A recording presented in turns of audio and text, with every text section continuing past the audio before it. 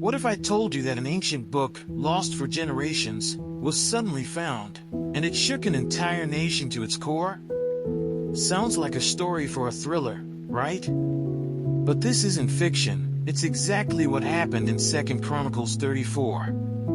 The discovery of the Book of the Law flipped everything upside down for King Josiah and Judah. Imagine realizing your life's been missing a crucial piece of wisdom all along. Would you just ignore it, or would you drop everything to read and obey it? This story challenges everything we think about faith, obedience, and how quickly a single truth can ignite a nation. Get ready to dive into a moment that changed history and could just change your life too. Then, let's read the chapter together. Josiah was 8 years old when he became king, and he reigned in Jerusalem 31 years. He did what was right in the eyes of the Lord and followed the ways of his father David, not turning aside to the right or to the left. In the 8th year of his reign, while he was still young, he began to seek the God of his father David. In his 12th year he began to purge Judah and Jerusalem of high places, Asherah poles, and idols. Under his direction the altars of the Baals were torn down. He cut to pieces the incense altars that were above them, and smashed the Asherah poles and the idols. These he broke to pieces and scattered over the graves of those who had sacrificed to them. He burned the bones of the priests on their altars, and so he purged Judah and Jerusalem. In the towns of Manasseh, Ephraim, and Simeon, as far as Naphtali, and in the ruins around them, he tore down the altars and the Asherah poles and crushed the idols to powder and cut to pieces all the incense altars throughout Israel. Then he went back to Jerusalem. In the 18th year of Josiah's reign, to purify the land and the temple, he sent Shaphan son of Azaliah and Maaseiah the ruler of the city, with Joah son of Joahaz, the recorder, to repair the temple of the Lord his God.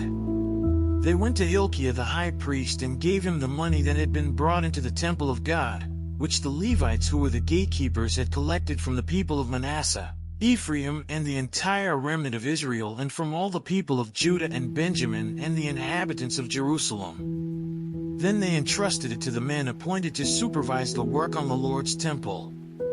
These men paid the workers who repaired and restored the temple. They also gave money to the carpenters and builders to purchase dressed stone, and timber for joists and beams for the buildings that the kings of Judah had allowed to fall into ruin. The workers labored faithfully. Over them to direct them were Jahath and Obadiah, Levites descended from Merari, and Zechariah and Meshullam, descended from Kohath. The Levites, all who were skilled in playing musical instruments, had charge of the laborers and supervised all the workers from job to job.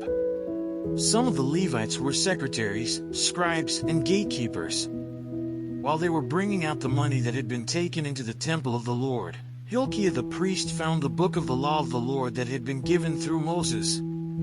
Hilkiah said to Shaphan the secretary, "I have found the book of the law in the temple of the Lord." He gave it to Shaphan. Then Shaphan took the book to the king and reported to him, "Your officials are doing everything that has been committed to them. They have paid out the money that was in the temple of the Lord and have entrusted it to the supervisors and workers." Then Shaphan the secretary informed the king, "Hilkiah the priest has given me a book." And Shaphan read from it in the presence of the king. When the king heard the words of the law, he tore his robes. He gave these orders to Hilkiah, Ahikam son of Shaphan, Abdon son of Micah, Shaphan the secretary, and Asaiah the king's attendant, "Go and inquire of the Lord for me and for the remnant in Israel and Judah about what is written in this book that has been found. Great is the Lord's anger that is poured out on us, because those who have gone before us have not kept the word of the Lord. They have not acted in accordance with all that is written in this book." Hilkiah and those the king had sent with him went to speak to the prophet Huldah, who was the wife of Shallum son of Tokath, the son of Hazarah, keeper of the wardrobe. She lived in Jerusalem, in the new quarter. She said to them, "This is what the Lord, the God of Israel, says, Tell the man who sent you to me, this is what the Lord says, I am going to bring disaster on this place and its people. All the curses written in the book that has been read in the presence of the king of Judah."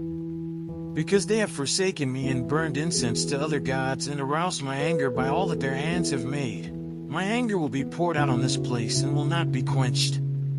Tell the king of Judah, who sent you to inquire of the Lord, this is what the Lord, the God of Israel, says concerning the words you heard. Because your heart was responsive and you humbled yourself before God when you heard what he spoke against this place and its people, and because you humbled yourself before me and tore your robes and wept in my presence, I have heard you, declares the Lord.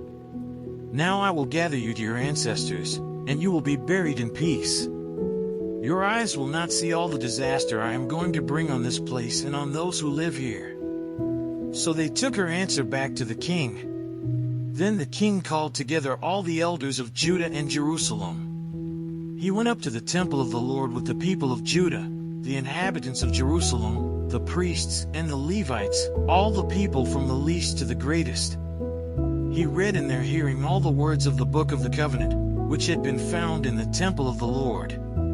The king stood by his pillar and renewed the covenant in the presence of the Lord, to follow the Lord and keep his commands, statutes, and decrees with all his heart and all his soul, and to obey the words of the covenant written in this book.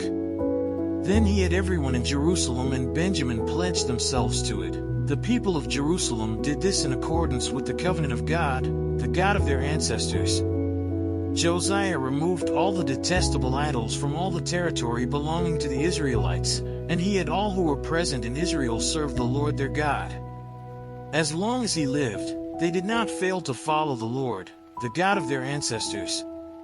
Let's say a quick prayer to thank the Lord for his mercy.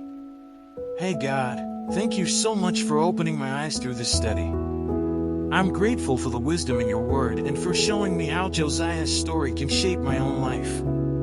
Please help me to take what I've learned and actually live it out each day, tearing down the things that hold me back and trusting you even when things get tough. Walk with me, guide me, and keep my heart ready to follow you no matter what. Amen. Now that you've walked through Josiah's journey, from a young king eager to reform, to a nation renewed by the powerful discovery of the law, what's your next move?